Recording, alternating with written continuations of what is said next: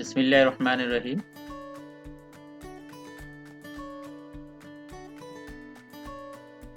মহামারী করোনাকালীন কারিগরি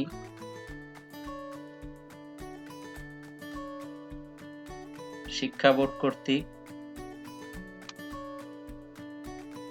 নির্দেশনা মোতাবেক করোনাকালীন অনলাইন ক্লাস শুরু হতে যাচ্ছে। সর্বপ্রথমে আমি প্রিয় শিক্ষার্থীবৃন্দদেরকে স্বাগতম জানাই। করোনাকালীন অনলাইন ক্লাসে সবাইকে স্বাগতম। বাংলাদেশ কারিগরি শিক্ষা বোর্ড নির্দেশক্রমে 2020 সালের নভেম্বর মাসের পাঠ্যসূচি অনুযায়ী অনলাইন ক্লাস শুরু হতে যাচ্ছে। প্রিয় শিক্ষার্থীরা, তোমরা মনোযোগ সহকারে ক্লাসটি শ্রবণ করবে। তোমাদের হাতের কাছে জেনারেল মেকানিক্স ট্রেড বই 1 এবং একটি কলম, একটি খাতা রাখবে।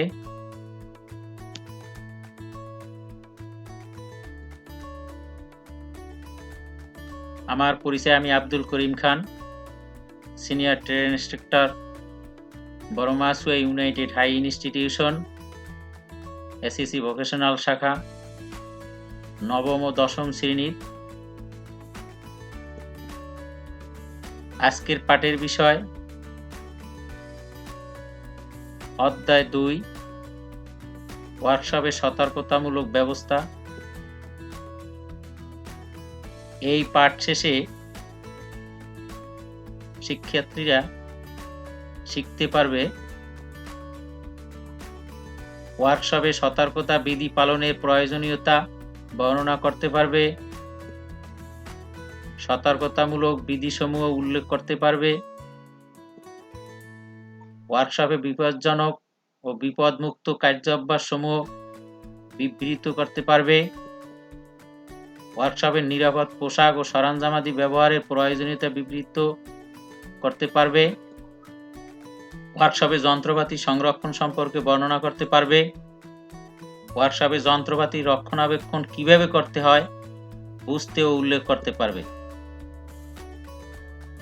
প্রিয় শিক্ষার্থীরা, সর্বপ্রথমে ওয়ার্কশপে সতর্কতা বিধি পালনের প্রয়োজনীয়তা উল্লেখ করা হলো। একটা ওয়ার্কশপে কি কি সাবধানতা, কি কি সতর্কতার মাধ্যমে নিরাপত্তা পালন করা যায় সেই প্রয়োজনীয়তা সম্পর্কে তোমাদেরকে বলছি। 1 নম্বরে, নিজ জীবনের নিরাপত্তার জন্য, নিজ শরীরে অঙ্গ প্রত্যঙ্গের নিরাপত্তার জন্য, টুলসের নিরাপত্তার জন্য, কাঁচামাল ও আনুষঙ্গিক সরঞ্জামের সঠিক ব্যবহার ও নষ্ট হবার হাত থেকে রক্ষা করার জন্য, উৎপাদিত পণ্যের সঠিক গুণগত মান বজায় রাখার জন্য, সুষ্ঠুভাবে কার্য পরিচালনার জন্য, সময়ের সুষ্ঠু ব্যবহার নিশ্চিত করার জন্য, উত্তম কর্মপরিবেশ এবং স্থিতিশীলতা বজায় রাখার জন্য, উৎপাদনের গতিশীলতা বজায় রাখার জন্য, সর্বোপরি ব্যক্তি ও প্রাতিষ্ঠানিক স্বার্থ বজায় রাখার জন্য। তো এতক্ষণ ওয়ার্কশপে সতর্কতা বিধি পালনের প্রয়োজনীয়তা সম্পর্কে তোমাদেরকে বললাম। নেক্সট, সতর্কতামূলক বিধিসমূহ। শারীরিক ও মানসিক প্রস্তুতিবিহীন যন্ত্র বা মেশিন ব্যবহার করা অনুচিত। যে কোনো কাজে কার্যোপযোগী, সঠিক ও নিরাপদ টুলস ব্যবহার করতে হবে। ঢিলা জামা কাপড়, পাজামা, চাদর, টাই, মাফলার, পাঞ্জাবি ইত্যাদি পরিধান করে কাজ করা যাবে না। কাজ করার সময় আংটি, ঘড়ি, বালা ইত্যাদির হাতে রাখা উচিত নয়। খালি পায়ে বা স্যান্ডেল পরে ওয়ার্কশপে প্রবেশ নিষেধ। মেশিনের ব্যবহার প্রণালী ভালোভাবে জানা না থাকলে ওই মেশিন চালানোর অপরাধ হিসেবে গণ্য হবে। মনোযোগ না থাকলে অথবা অসুস্থ অবস্থায় মেশিন চালানো বা বেঞ্চ ওয়ার্কের কোনো কাজ করা উচিত নয়। বিপজ্জনক যন্ত্রপাতি ব্যবহার করা ঠিক নয়, যেমন হাতল ছাড়া ফাইল, ওয়েস ছাড়া হ্যামার ইত্যাদি। অন্ধকারে বা কম আলোতে বা অতিরিক্ত আলোতে কাজ করা উচিত নয়। চোখ ঝলসানো আলোতে চোখে গগজ ব্যবহার না করে কাজ করা উচিত নয়। ধারালো যন্ত্রপাতি, কর্তৃত ধাতুখণ্ড ও তেল জাতীয় পদার্থ মেঝেতে ফেলা উচিত নয়। কার্যস্থল ও আশপাশ সর্বদা পরিষ্কার পরিচ্ছন্ন রাখতে হবে। মেশিন চালু অবস্থায় পরিষ্কার, সমন্বয়, মেরামত বা তৈলাক্তকরণ করা যাবে না। যদি বিদ্যুৎ সরবরাহ বন্ধ হয়ে যায় তবে মেশিনের সুইচ অফ না করে মেশিন ত্যাগ করা যাবে না। গরম, বিষাক্ত, ধারালো বা তারা তড়িৎতায়িত জিনিসপত্র এমনভাবে রাখতে হবে যেন বেখেয়ালে বা অজ্ঞাতবশত কেউ ধরতে না পারে। মালামাল বা যন্ত্রপাতি এমনভাবে রাখতে হবে যেন পরে গিয়ে দুর্ঘটনা না ঘটায়। মেশিন চালানোর পূর্বে নিশ্চিত হতে হবে যে মেশিনে গার্ড যথাস্থানে যথাযথভাবে লাগানো আছে কিনা। বৃহদাকার বা ভারী জিনিস উঠাতে ভার উত্তোলক যন্ত্র অপরের সাহায্য নিতে হবে। ইলেকট্রিক লাইন ত্রুটিমুক্ত রাখতে হবে। ওয়ার্কশপে আলো, বায়ু প্রবাহ এবং যথাযথ তাপমাত্রা অর্থাৎ কর্মীর জন্য সহনীয় এবং স্বাস্থ্যের জন্য ঝুঁকিপূর্ণ নয় ব্যবস্থা রাখতে হবে। কাজের শেষে যন্ত্রপাতি নির্ধারিত স্থানে সংরক্ষণ করতে হবে। ওয়ার্কশপে দৌড়াদৌড়ি করা যাবে না। মেইনটেনেন্স শিডিউল মেনে ওয়ার্কশপে কাজ করতে হবে। প্রাথমিক চিকিৎসা বা ফার্স্ট এইড গ্রহণ করতে হবে। অগ্নি প্রতিরোধী ব্যবস্থা চালনা কৌশল ও সচেতনতা থাকতে হবে। কোনো ক্ষতি বা কোনো ক্ষয়ক্ষতি হলে অনতিবিলম্বে প্রশিক্ষককে অবহিত করতে হবে। প্রশিক্ষকের অনুমতি নিয়ে তার তত্ত্বাবধানে ওয়ার্কশপে কাজ করতে হবে।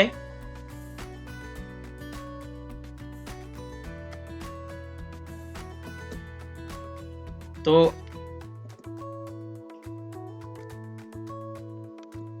এতক্ষণ আমরা সতর্কতামূলক বিধিসমূহ সম্পর্কে আলোচনা করলাম। তোমরা মনোযোগ সহকারে শ্রবণ করলে। নেক্সট, ওয়ার্কশপে বিপজ্জনক অবস্থায় একটি তালিকা তৈরি করতে পারবো কিনা সেই সম্পর্কে আমি আলোচনা করছি। সর্বপ্রথমে অপর্যাপ্ত স্থান, মানুষ, জিনিসপত্র, যন্ত্রপাতি ও মেশিন ইত্যাদির জন্য বিধিসম্মত জায়গায় অভাব দুর্ঘটনার ঘটার অন্যতম কারণ। অপর্যাপ্ত আলো, কম আলো এবং বেশি বা ঝলকানো আলো দুইটি কাজের জন্য ক্ষতিকর এবং দুর্ঘটনার কারণ হতে পারে। অপর্যাপ্ত বিশুদ্ধ বায়ু চলাচলের পথ, বৈদ্যুতিক ত্রুটি, সেফটি গার্ডবিহীন মেশিনপত্র এবং কর্মস্থল, যন্ত্রাদির ঢিলে বা ভাঙ্গা অংশ, যন্ত্রাদির ধারালো কাটিং এজ, যন্ত্রাদির ধারালো চোখাপ্রাপ্ত, ওয়ার্কশপের মেঝেতে পড়ে থাকা তেল, গ্রিস বা অন্যান্য তরল পদার্থ, স্ক্র্যাপ মেটাল, ধাতব চিপস, ত্রুটিপূর্ণ যন্ত্রপাতি এবং মেশিনপত্র, ভুল কার্য অভ্যাস, অনুপযুক্ত পোশাক পরিচ্ছদ, শারীরিক অক্ষমতা, কারিগরের অমনোযোগিতা। এতক্ষণ তোমাদের উদ্দেশ্যে ওয়ার্কশপের বিপজ্জনক অবস্থার কথা বললাম।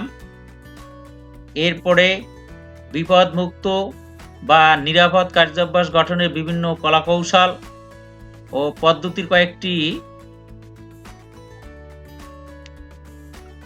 কৌশল অবলম্বন করব, সেই সম্পর্কে তোমাদেরকে বলবো, তোমরা মনোযোগ সহকারে শুনবে।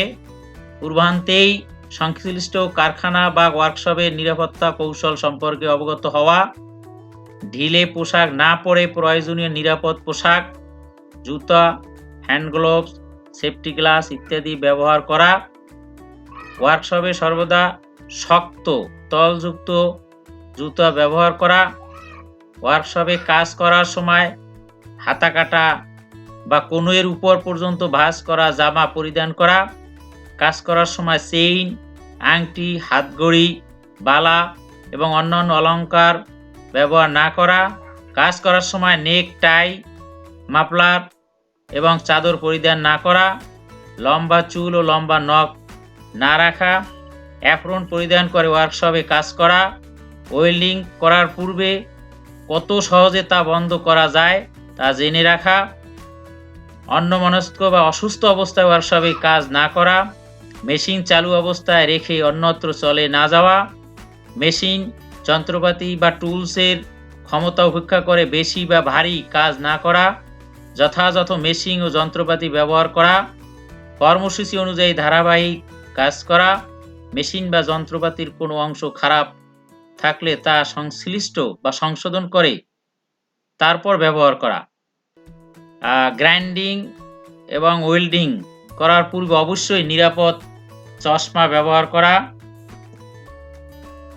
নির্দিষ্ট টুলসকে সঠিক কাজে ব্যবহার করা, ঝুঁকিপূর্ণ কাজে মেশিনের গার্ড যথাযথ স্থানে আছে কিনা সে ব্যাপারে নিশ্চিত হওয়া, কাজের সময় অপারেটরের মনোযোগ নষ্ট না করা, নিয়মিতভাবে নিরাপত্তা বিষয়ক সভা করা, মাঝে মাঝে নিরাপত্তা বিষয়ক কর্মশালার ব্যবস্থা করা, পোস্টাল, লিফলেট, নিরাপত্তা সংবাদ এবং চলচ্চিত্র প্রদর্শনের মাধ্যমে নিরাপদ বা বিপদমুক্ত কার্যকৌশল সম্পর্কে অবগত হওয়া, আহত বা অসুস্থ ব্যক্তিকে সুস্থ না হওয়া পর্যন্ত কাজ থেকে বিরত রাখা, দুর্ঘটনা ঘটলে সঙ্গে সঙ্গে ঊর্ধ্বতন কর্মকর্তাকে অবহিত করা, শিল্প কারখানায় নিয়োজিত কর্মীদের জন্য প্রাথমিক চিকিৎসার ব্যবস্থা করা, যথাযথ কার্যপদ্ধতি অনুসরণ করা, যথাযথ কর্তৃপক্ষের অনুমতি নিয়ে কাজ শুরু করা।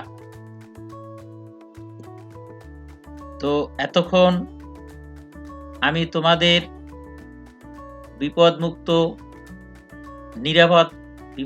বা নিরাপদ কার্যাভ্যাস সম্পর্কে কি কৌশলে কাজটি করতে হয় বা বিপদমুক্ত থাকতে পারা যায় সেই সম্পর্কে এতক্ষণ তোমাদের উদ্দেশ্যে বললাম। তোমরা মনোযোগ সহকারে তোমরা শুনছো, এটাই আমি আশা করি। নেক্সট, ওয়ার্কশপে যেসব নিরাপদ পোশাক ও সরঞ্জাম ব্যবহার করা হয় তা নিম্নরূপ। যেরকম 1 নম্বরে পোশাকের ভিতরে আছে, যেমন 1 নম্বরে আছে অ্যাপ্রন, টাই ফিট পোশাক অর্থাৎ টাইট পোশাক পরিধান করা, শক্ত সোল বিশিষ্ট চামড়া জুতা পরিধান করা, চিপস, স্ক্র্যাপ ও কাঁচামাল হ্যান্ডেলিং করার জন্য হ্যান্ড গ্লোভস ব্যবহার করা। এরপরে আছে সরঞ্জাম, সেফটি গগলস ব্যবহার করা, ফার্স্ট এইড বক্স থাকা, মেশিনের গার্ড। তো ওয়ার্কশপে যেসব নিরাপদ পোশাক ও সরঞ্জাম ব্যবহার করে থাকি আমরা, সেই সম্পর্কে এতক্ষণ বললাম। নেক্সটে ওয়ার্কশপে কাজ করার সময় নিরাপদ পোশাক ও সরঞ্জাম ব্যবহারের প্রয়োজন আছে কিনা বা প্রয়োজনীয়তা কি লাগবে কেন, সেই ব্যাপারে আমি তোমাদের সম্মুখে কিছু তথ্য বলতে চাই। পোশাক ও সরঞ্জাম ব্যবহারের প্রয়োজনীয়তা সম্পর্কে যেমন মেশিনে কাজ করার সময় এবং চিপিং করতে সেফটি গগলস পরিধান করলে তা ছিটকে যাওয়া চিপস থেকে চোখকে রক্ষা করা যায়, এজন্য প্রয়োজন। মেশিনের কাজ করার সময় সর্বদাই টাইট পোশাক এবং হাতা কাটা বা কনুইর উপর পর্যন্ত ভাঁজ করা জামা পরিধান করা উচিত। ঢিলা পোশাক বা লম্বা হাতা জামা চলন্ত যন্ত্রাংশে আটকে যেতে পারে। ওয়ার্কশপে সর্বদা শক্ত তলযুক্ত জুতা পরিধান করতে হবে, কারণ চিপ জুতার তল কেটে পায়ের নিচে আঘাত করতে পারে। ওয়ার্কশপে কাজ করার সময় আংটি, হাতঘড়ি এবং কবজিতে অলংকার পরিধান করা উচিত নয়, কারণ এগুলি আঘাতের কারণ হতে পারে। লম্বা চুল অবশ্যই বেঁধে রাখতে হবে, অন্যথায় চলমান যন্ত্রাংশে জড়িয়ে দুর্ঘটনার কারণ হতে পারে। মেশিনের কাজ করার সময় নেকটাই, মাফলার এবং চাদর পরিধান করা যাবে না, কারণ এগুলো চলমান যন্ত্রাংশে দুর্ঘটনার কারণ হতে পারে। ওয়েল্ডিং করার সময় গগলস বা হ্যান্ড শিল্ড ব্যবহার করতে হবে, অন্যথায় চোখ নষ্ট হয়ে যেতে পারে। ওয়ার্কশপে স্যান্ডেল পরিধান করে কাজ করা উচিত নয়, কেননা ভারী জিনিস পায়ের উপর পড়ে মারাত্মক আঘাতের কারণ হতে পারে। গরম যন্ত্রাংশ, স্ক্রাপ বা চিপে হাত লাগাতে হলে চামড়ার তৈরি দস্তানা পরিধান করতে হবে, কারণ এটা ব্যবহার না করলে হাতের ক্ষতি হওয়ার সম্ভাবনাই বেশি বা আশঙ্কা থাকে। তো এতক্ষণ ওয়ার্কশপে কাজ করার সময় নিরাপদ পোশাক ও সরঞ্জাম ব্যবহারের প্রয়োজনীয়তা সম্পর্কে বলছি। তারপরে ওয়ার্কশপের যন্ত্রপাতি সংরক্ষণ। ওয়ার্কশপে কিভাবে আমরা যন্ত্রপাতি সংরক্ষণ করি সেই সম্পর্কে বলবো। ওয়ার্কশপে কাজের ধরন ও অবস্থা ভেদে যন্ত্রপাতি সংরক্ষণ প্রক্রিয়া বিভিন্ন রকমের হয়। আর এখানে কিছু কিভাবে ওয়ার্কশপে যন্ত্রপাতি সংরক্ষণ করে সেই সম্পর্কে আমি তোমাদের সম্মুখে তোমাদের কাছে কিছু তথ্য দিব। যেমন বেঞ্চ ওয়ার্কের সময় মেজারিং টুলসকে ভাইসের সামনে রাখতে হবে। এর মধ্যে যে টুলস বেশি ব্যবহারের দরকার হবে তাকে ভাইসের নিকটে এবং পর্যায়ক্রমে ব্যবহারের প্রয়োজন অনুসারে দূর রাখতে হবে। অন্যান্য টুলসের মধ্যে যেগুলো বাম হাত দ্বারা ব্যবহৃত হয় সেগুলো ভাইসের বাম দিকে, এবং যেগুলো ডান হাত দ্বারা ব্যবহৃত হয় মাত্রা অনুসারে সাজিয়ে রাখতে হবে। কোনো টুলসকে অন্য কোনো টুলসের উপর রাখা যাবে না। তারপর মেশিনে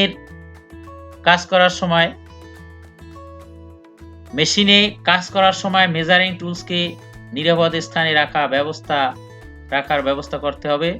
যেমন মেশিনের আশেপাশে টেবিলের ব্যবস্থা করে অথবা ট্রেতে বা প্রয়োজনে অ্যাপ্রনে বিশেষ পকেটের ব্যবস্থা করে রাখতে হবে। অন্যান্য টুলসকে এমনভাবে রাখতে হবে যাতে পরে গিয়ে কোনো প্রকার দুর্ঘটনা বা যন্ত্রপাতি নষ্ট হবার ভয় না থাকে। যত কম সংখ্যক টুলস মেশিনের কাছে আনা যাবে সেগুলোর বিন্যাস করাও তত সহজ হবে। বিন্যাস করার সময় এক টুলকে অন্য টুল থেকে আলাদা রাখতে হবে। মেশিন টেবিল, মেশিন সংলগ্ন ট্রে, লেদ মেশিন এর ক্ষেত্রে হেড স্টক ইত্যাদি জায়গায় টুলসকে বিন্যাস করে রাখা যেতে পারে। টুল রুমে সংরক্ষণ কিভাবে করে? প্রত্যেক টুলকে ওই টুলের জন্য সংরক্ষিত নির্দিষ্ট জায়গায় শৃঙ্খলার সাথে সাজিয়ে রাখতে হবে। কাটিং টুলস এবং মেজারিং টুলসকে অন্য টুলসের সাথে রাখা যাবে না। মেজারিং টুলসকে এর জন্য নির্দিষ্ট আধারে এবং কাটিং টুলসকে পৃথক আধারে সংরক্ষণ ব্যবস্থা করতে হবে। কাটিং এজ যেন কোনো অবস্থাতেই যেন নষ্ট না হয়, সেদিকে খেয়াল রাখতে হবে। কাজের শেষে যন্ত্রপাতি সুন্দরভাবে পরিষ্কার করে প্রয়োজনে তেল বা গ্রিস যথাস্থানে সুন্দরভাবে সাজিয়ে রাখতে হবে। দীর্ঘ সময় পর্যন্ত সংরক্ষণের প্রয়োজন হলে মাঝে মাঝে পরিষ্কার করে তেল বা গ্রিস দিয়ে রাখতে হবে।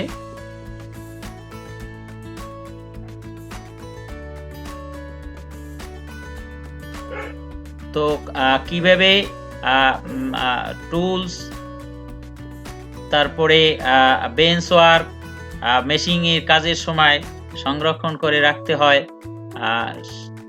সেই সম্পর্কে এতক্ষণ তোমাদের সম্মুখে বলছি। তোমরা আশা করি মনোযোগ সহকারে শুনছো। পরবর্তীতে অনুসূচীকৃত রক্ষণাবেক্ষণ কিভাবে করতে হয়। কোনো পূর্ব নির্ধারিত তারিখ বা সময় অনুযায়ী কলকারখানা বা ওয়ার্কশপ পরিদর্শন, ওভারহেড লুব্রিকেশন বা কোনো বিশেষ যন্ত্র বা মেশিনকে সার্ভিসিং করার পদ্ধতিকেই অনুসূচীকৃত রক্ষণাবেক্ষণ বলে। মেশিনপত্র ওভারহোলিং, ফুয়েল কিংবা পানির ট্যাঙ্ক পরিষ্কারকরণ প্রভৃতি কার্য অনুসূচীকৃত রক্ষণাবেক্ষণের অন্তর্ভুক্ত। তারপরে আছে পরিকল্পিত রক্ষণাবেক্ষণ। ওয়ার্কশপ বা কারখানার মধ্যে ব্যবহৃত বিভিন্ন যন্ত্রপাতি হঠাৎ ভেঙে যাওয়া বা ত্রুটি মেরামতের জন্য জরুরিভাবে বন্ধ করে দেয়া থেকে নিষ্কৃতি লাভের জন্য পরিকল্পিত রক্ষণাবেক্ষণ একটি সংগঠিত প্রয়াস। এটা দুই উপায়ে সম্পন্ন হয়ে থাকে, একটা প্রতিরোধী রক্ষণাবেক্ষণ, একটা দীর্ঘমেয়াদী রক্ষণাবেক্ষণ। প্রতিরোধী রক্ষণাবেক্ষণ হচ্ছে, ইংরেজিতে এটাকে প্রবাদ আছে, প্রিপারেশন ইজ বেটার দ্যান কিউর, অর্থাৎ আরোগ্য লাভের চেয়ে প্রতিরোধ অনেক ভালো। প্রতিরোধী রক্ষণাবেক্ষণ প্রক্রিয়া সাধারণত পূর্ব প্রস্তুতিমূলক রক্ষণাবেক্ষণ প্রক্রিয়া।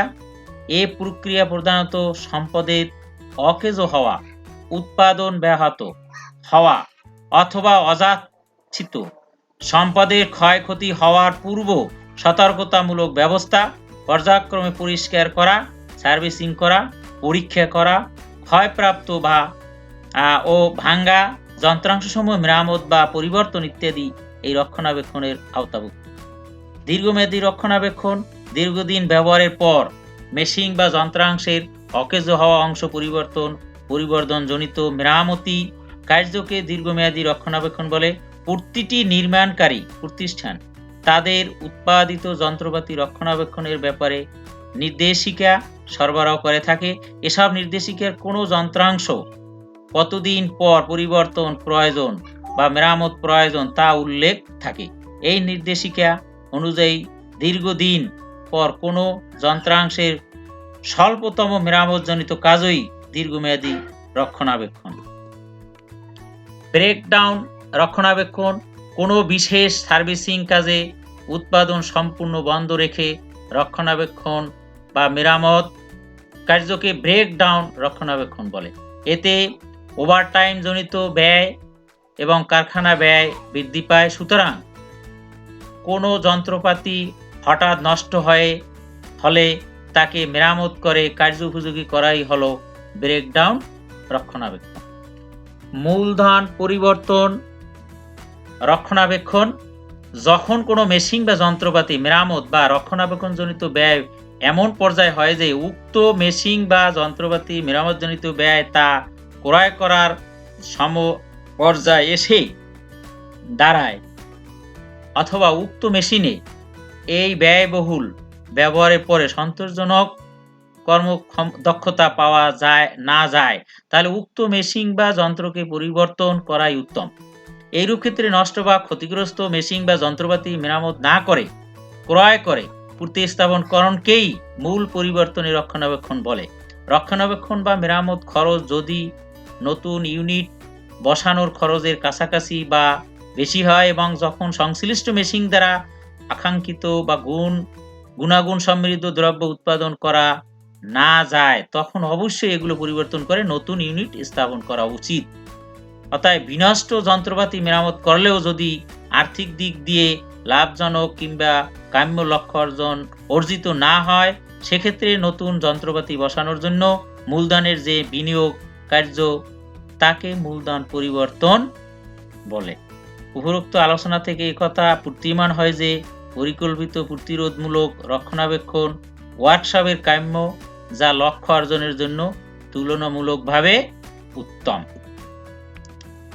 সবাইকে ধন্যবাদ। আমি এতক্ষণ জেনারেল মেকানিক্স 1 প্রথম পত্র এই দ্বিতীয় অধ্যায়ের ওয়ার্কশপ সম্পর্কে বা ওয়ার্কশপের সতর্কতা সম্পর্কে তোমাদের এতক্ষণ বলছি, যাতে তোমরা মনোযোগ সহকারে শুনছো বা শ্রবণ করছো। আশা করি এ দিয়ে তোমরা মোটামুটি ধারণা নিচ্ছ। আর তোমরা যেগুলা বিশেষ করে বিশেষ প্রয়োজন, অর্থাৎ আমি সর্বপ্রথমেই তোমরা কি কি শিখতে পারবে সেই কথা বলছি, সেই কথাগুলো মনোযোগ সহকারে শুনছো এবং বুঝছো। আশা করি তোমরা 100% পরবর্তীতে উত্তর দিতে পারবে। পরিশেষে আমি তোমাদেরকে বলতে চাই, যেহেতু মহামারী করোনার কারণে আমরা অনলাইনে ক্লাস নিচ্ছি, সবাই ঘরে বসে এই ক্লাসগুলো মনোযোগ সহকারে শুনবে, জানবে, পড়বে। এরপরে অ্যাসেসমেন্ট হিসেবে আমরা তোমাদেরকে প্রশ্ন দিব। সেই প্রশ্নগুলা যথাযথভাবে যথা স্থানে যথা সময়ে উত্তর দিয়ে জমা দিবে। তো উত্তরগুলা এমনিভাবে হবে যে A4 সাইজের কাগজে তোমাদের প্রতিষ্ঠানের নাম, তারপরে তোমাদের বিষয়ের নাম, তারপর তোমাদের ক্লাসের নাম, তোমাদের নাম, রোল, জমার তারিখ, এটা টপ শিটে A4 সাইজ কাগজে লিখে পরবর্তীতে যে অ্যাসেসমেন্টগুলা দেওয়া হবে সেই অ্যাসেসমেন্টগুলা তোমরা মনোযোগ সহকারে দেখবে, শুনবে, বুঝবে, তারপরে উত্তর দিবে পরবর্তী A4 সাইজের কাগজে। এমনিভাবে প্রতি সপ্তাহে তোমরা একটি করে অ্যাসেসমেন্ট জমা দিবে। এই যা এতক্ষণ তোমাদের সম্মুখে বক্তব্য রাখলাম জেনারেল মেকানিক্স ট্রেড 1 প্রথম পত্রের অধ্যায় 2 ওয়ার্কশপ সম্পর্কে, সেই সম্পর্কে 2টো কি 3টে প্রশ্ন থাকবে। সেই প্রশ্নগুলা অ্যাসেসমেন্ট হিসেবে তোমরা উত্তর দেবে। আশা করি তোমরা সকলে ভালো থাকো, সুস্থ থাকো, আর তোমাদের অভিভাবকদের আমার সালাম দিও। আর তোমরাও ভালো থাকো, সুস্থ থাকো এই আশা করি। আর তোমরা ঘরে থাকো, সুস্থ থাকো, এই বলে আমার আজকের ক্লাস এখানেই শেষ করছি।